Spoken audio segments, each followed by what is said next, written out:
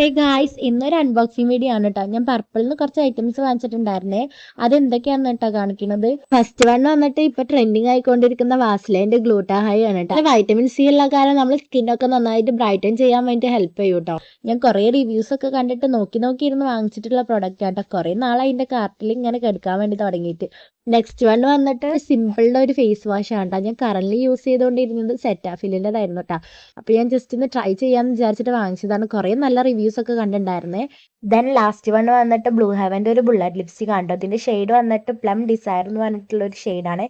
ഈ ഒരു പ്രൊഡക്റ്റ് എനിക്ക് ജസ്റ്റ് ഓക്കെ ആണ് കേട്ടോ. എനിക്ക് വല്ലാണ്ട് ഇഷ്ടപ്പെട്ടിട്ടില്ല. അതിൻ്റെ ഷെയ്ഡ് വന്നിട്ട് എനിക്ക് അധികം മാച്ച് ആവാത്ത പോലെ തോന്നിയിട്ടുണ്ട്.